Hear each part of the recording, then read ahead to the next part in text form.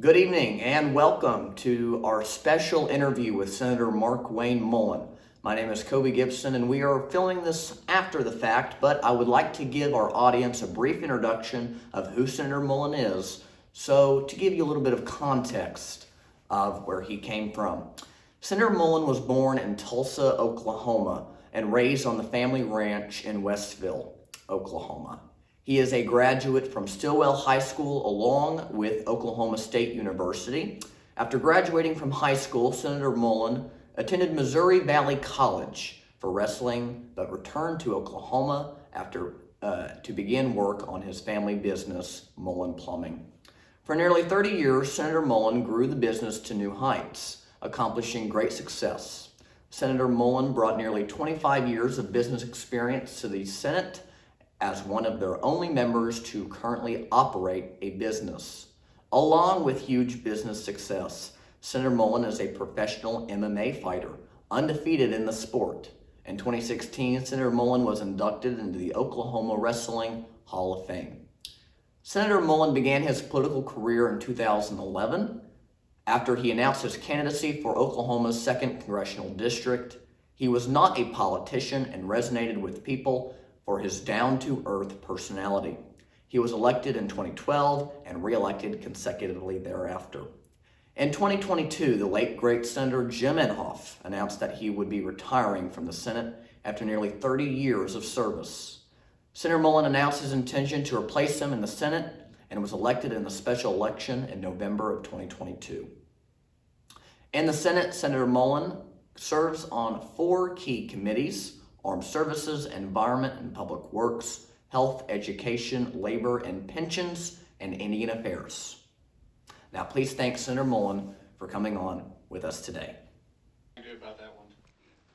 Did I get most of that right, though? Yes, sir. All right. You did good. All right. I always hate someone reading my Right. bio because I feel like it's my obituary and my time come. So what do? You're kind of uncomfortable about it, but I've been blessed. All right. Thank you very much. I would like to begin my questioning along the lines of starting with your business and how you, entered into the life of public service. I know that's for some people, it's a totally different, occupation. Like you go from owning a business to devoting your life to, the people of Oklahoma. So my first question is, what led you to get into public service? And what business traits did you learn that helped you in the House of Representatives and the Senate? Yeah, so we have a saying that you're never going to change anything you're willing to tolerate. And what I mean by that is a lot of people complain about things over and over and over again, and they do nothing about it. And I'm like, man, I have better things to do. They complain about something that I'm not going to get involved in. And politics is one of those things. And what led to us to get involved in it was, my wife and I, because of a family situation, we started business very young. Now, my wife and I, we've been together since 3rd grade, and I've been very blessed to find such a beautiful woman at such a young age, I guess. And we got married when I was 19, 18. Shortly after that, though, is when I say shortly after, I'm just like 2 months later, is when we took over the small plumbing business. And it had a lot of debt. And it took us 3 years to get out of debt, and then we bought our first company. And when we bought our second company, I guess we started a second company, and I had a manager there that worked, and every time I'd come in, she would always complain about all these issues that was going on. And she had a piece of paper on her desk, and I wrote on it across the desk. It said, "You're never going to change anything you're willing to tolerate." Because if you just complain about things and you do nothing about it, you're not doing anything to change. Therefore, it's still going to be there day after day after day. And when you're in business, you always are going to have employee problems. That's part of it. But what are you doing to change it? Are you educating them? Are you fixing the problem that's taking place? Are you making the changes to keep it from happening over and over again? Once there's a problem, it's an opportunity to fix it, not an opportunity to complain about it. That's what problems are. And I used to tell people I'd never fire anybody for making a mistake. I fire you when you can't admit you made a mistake. So fast forward, to the businesses were growing. We got involved in a lot of different companies. It went from a very small company to we're employing several hundred people. And we had a company called Mullin Environmental, and it was operating all over the place. It was a very fast-growing company. It had been 18 months in the making, and it was our fastest-growing company we had.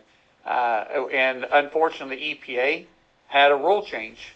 And when it did, it essentially put that division of that company out of business, which was very difficult for me because my wife and I had invested a lot of money. We had invested well into 7 figures into it. And it wasn't because I hired the wrong people. It wasn't that I managed it wrong. It wasn't I didn't finance it right. It wasn't that I didn't find a niche. It was some faceless bureaucrat in Washington, D.C. that made a change to the Clean Water Act that put us out of business. So, that particular division out of business. And I complained about it. Well, when I did that, my wife looked at me and she said, "Oh my goodness, you're running for office." Like, no, I'm not running for office. I didn't even pay it. I'd never been to a political event. I had never been involved in politics at all. I very seldom even watched political news. I'd watch the weather because it dictated a lot of our job sites we had, but that was about it. And so my first political event I ever went to, which was a few months later after that happened in April of 2011. August of 2011, my first political event I ever went to was one I stood up and said I was running for Congress. So really unconventional. I'm not the guy that always aspired to be in office, never wanted to be in office. I never ran for anything in my life other than maybe when I was a teenager, ran from the police a few times. And so I was the last person in the world you would think would ever run for politics. But that's the country we live in, right? We can do anything if we decide we want to do it. There's nothing that can prevent us from making it happen. Amen. That is the country we live in. Now, before you entered public service and possibly while you were doing your business, you were also like I said in my introduction, a professional MMA fighter. Yeah. Which that's going to resonate with a lot of our students, including me. I was very interested in that aspect. So how did you get into that? How did that, and my big question for that one is, how big of a role has MMA played in your life to prepare you for your life as a senator? Yeah, MMA as a whole, maybe not as much. Wrestling did. Wrestling is, in my family, all my kids wrestle. So I have 2 that wrestle at Oklahoma State right now and 1 that wrestles at OU. Those are my boys, and I still got 3 girls at home, and they wrestle for Bigsby. And so in our family, we say wrestle and like it and wrestle and don't like it because I think wrestling creates it mimics life because you have ups and downs, and not everybody's there with you. When you're pulling weight, it's just you. No one can, when your coach isn't there, your parents aren't there, your teammates aren't there, no one can prevent you from taking that drink of water. You either are self-disciplined enough not to do that because you know you got to make weight tomorrow. No one prevents you from eating and going in the kitchen and when no one else is watching. You just self-confidence, you're self-aware that you're not going to do it, so you got to be mentally tough. You lose a match, that's great. You don't get a week to prepare for the next match. You'll be wrestling again in maybe an hour, and that's life. You have ups and downs throughout the day. You have ups and downs in life. And so I think wrestling prepared me more for what I deal with daily than actually MMA. MMA was just kind of I would say not a precursor, an afterthought of something I used to do all the time. As I said, I'm the last person in the world anybody would ever thought would run for office. I was a little hot-headed. I started fighting when I was very young. I had a real bad speech impediment growing up, and so I had a tendency to get made fun of. Since I wasn't really one to back down, I got in a lot of fights, and then I got where I honestly enjoyed it. And an opportunity came about that someone said, "Hey, we'll pay you $500 to fight if you want to fight." And I was like, "What? You're going to pay me to fight? I was going to fight for free." That was before MMA was big as it is now, right? That was just when it was young and just getting started. And I went down the path, and man, it ended up being pretty good. Now it says some records say I'm 5-0, some records say I'm 3-0. There was several more fights than that. That was just my professional record because for a long time it wasn't considered a professional sport until pretty later on, and at that point is when I was ending ending, I guess you want to call it a career. It wasn't really a career. It was something I really enjoyed doing. But my wife was also a professional kickboxer. She actually was really well. She really good. She was a lot better than I was probably at kickboxing than I was at mixed martial arts. But I enjoyed it. The difference between politics and MMA though is in MMA you kind of see the punches coming. The one that you don't see coming you don't really remember anyways. And in politics, a lot of the punches come from behind you, and you never see them coming, and you don't even know they're hitting you until it's too late. Right. I read somewhere that whenever you were in the house, you had an exercise named after you. Is that right? Did I read somewhere correctly? So I have a workout group that works out with me every morning at 6:30 in the morning when I'm in DC, and we get after it. My goal is to make somebody puke almost every morning, and I don't always meet that goal, but man, we get pretty close. If you start talking politics, because it's a bipartisan group, you have Democrats and Republicans both that are in there, and if you start talking politics, what ends up happening is we'll start doing burpees. And so they have some really cute names for it. Some are not appropriate to say, but that's the gist of what they're talking about. It's really more the burpees because it's a form of punishment. Now, MMA did play a role in your career in the House, though. You did sponsor a bill called the Ali Expansion Act. Is that Right. correct? Can you explain a little bit about what that intent was and that you've sponsored it in the Senate as well?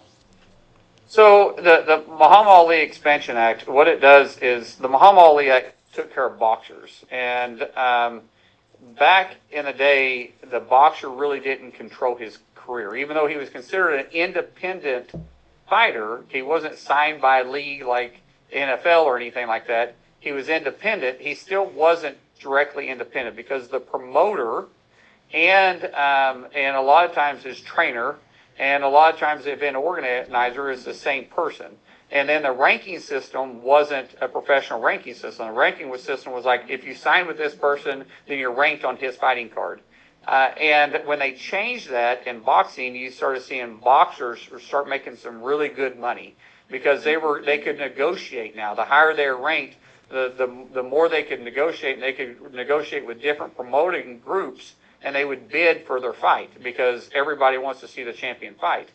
If in the mixed martial arts, it's not that way because Muhammad Ali Act only covered boxing. What we're trying to do is say that same analogy needs to be applied to all forms of combat. So if it's kickboxing or if it's MMA or boxing, they should fall under that same stream. For instance, right now, you're not ranked unless you're signed with the UFC. Now, there's other organizations out there that have Bellator or Professional Fight League. They all have a ranking system too, but there's not one. Like the Boxing Commission runs the boxing ranking for the boxers. There is no ranking affiliate that actually controls all the ranking for these other organizations.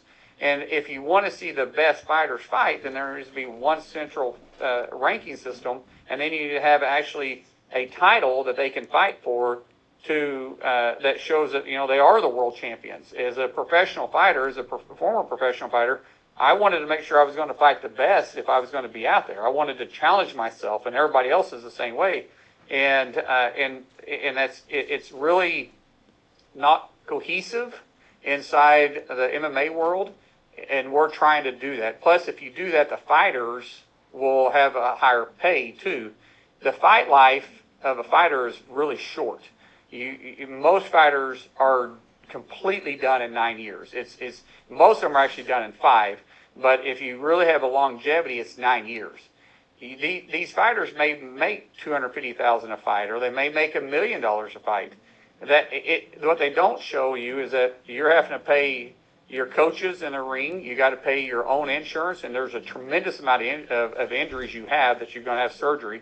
You have expenses that you got to pay a certain amount of your purse for. That's just the way that it is to people. Most times the fighter themselves only end up with about 40% of their purse when they're all said and done. And so these fighters, 5 years, 9 years, 3 years after they get done fighting, they're completely broke and they have nothing to hold on to. So it's important for them to make as much money as they can right off the bat, and that's why we were trying to expand the Muhammad Ali Act to cover them. But we haven't been successful at it. Hopefully we will, or we'll have a different. And I'm not saying you have to expand the Muhammad Ali Act. Maybe you can do something else. Maybe you can work it out where the fighters' pay is based on the percentage of the gate and tickets and pay-per-views. And if that's based on that percentages, then the fighters will also get paid more. So there's a whole lot of options we can do.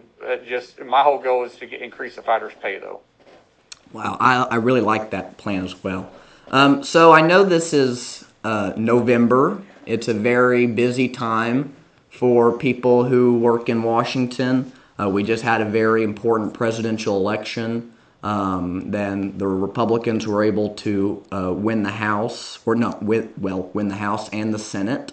And we have a new Senate majority leader. So everything is really falling into place for the Republicans. And now that President-elect Trump has been elected, the Senate is seeing a lot of his nominees come in. That's the major role of the Senate. He nominates secretaries for various departments. What do you believe your role is in that the Constitution gives you in Article 2 to advise and to consent? How do you go about that responsibility and questioning his nominees? Well, in Article 2, it breaks down from Article 1 to Article 2 to Article 3. So in Article 2 is where the Senate comes into play. Article 2, Section 2 is where it talks about that the Senate will advise and consent on these nominees that the president is sending forward for different positions, and we call it cabinet. Back then, it wasn't necessarily called cabinet positions inside the Constitution, but that's what it's kind of morphed into. So when you start talking about advise and consent, that means it's oversight. So when we're looking at the president's nominees, we have oversight. Who are these people? Are they uniquely qualified for this position? Does their background check out? Do they have the ability to lead? Do they have the ability to get the clearances in some cases, and security clearances, to be able to be in these positions? And once we cross those barriers, then we go ahead and put them forward for a vote. If for some reason we can't come to an agreement on someone, and the president wants that person there, and we haven't actually taken them to a vote. Now, if we go to a vote and we vote them down, they're done. I don't believe the president has the ability. That was actually a discussion we was having last night. If we vote someone down that the president has picked, can the president then, under recess, if we were to go into recess, can the president at that point appoint that person again? I don't believe they can. I believe that would be challenged in the court. If the Senate didn't give consent to move forward and we voted the person down, I don't believe at that time the person can be then appointed by the president under a recess appointment. That would be something the courts would work out. So the role we play is that. Now, if we can't get the nominees done because maybe the Democrats are holding it up and they're playing a lot of games, which there's a lot of procedural motions that they can put in place to keep us from moving forward on a vote on some nominees, then both chambers then can vote to go into recess. And underneath the Constitution, underneath a recess, the president can appoint people to these cabinet positions if we were to go into recess. That has been challenged underneath President Obama. He tried to do that in 2014, and the court actually struck it down. At that point, he tried to do it 3 days into a recess. The court basically said it needs to be longer than that, and so artificially what the date has been said is 10 days. After 10 days of recess, then the President of the United States can fill those through appointed positions without confirmation of the Senate. I believe those would probably be challenged in the court, but there's a whole bunch of processes. Underneath Article 2, you can read it, and it gives you Section 1, Section 2, and Section 3. And it's actually pretty self-explanatory, but it's got a lot of procedures in there and what ifs. If this takes place, this is what can happen. If this takes place, this can happen. And then under Article 3, or Article 2, Section 3, that has actually never been done by any president. And that's when the President of the United States pushes Congress into recess. And what it says is if Congress can't agree, then the president can put us in recess for a set number of days, and then during those recesses, the period is where he can fill those positions that Congress couldn't agree to do. Thank you very much. My last series of questions comes with student involvement, student engagement with our political atmosphere. Why is it important now more than ever to be informed about current events at a local high school level? So often we get our news from this, and unfortunately, there's so many opinions on that device that's not accurate. And if you get used to thinking that's actual news, you're going to believe every conspiracy theory out there, or every time you read something, you're going to assume it's truth. I'm the youngest of 7 kids. And so my siblings, my 6 other siblings, send me stuff all the time. Is this true? Is this true? Is this true? Is this true? And I always say no. And in fact, I've never seen one truth that they actually sent me that I can say that's truthful. And we do a research on it. My point on being involved now is because you'll get used to actually not taking someone's word for it, but actually going out and finding the truth, not allowing someone to make your opinion, because life gets busy. And when you leave school, it's only going to get busier. And every year, you'll probably get more responsibilities, and every year you'll get busier. And if you haven't learned how to do the research and actually find out the truth on whatever election it is, whatever you're dealing with, then you're going to be so busy that you may want to go vote, but you've never taught yourself how to actually be an informed voter.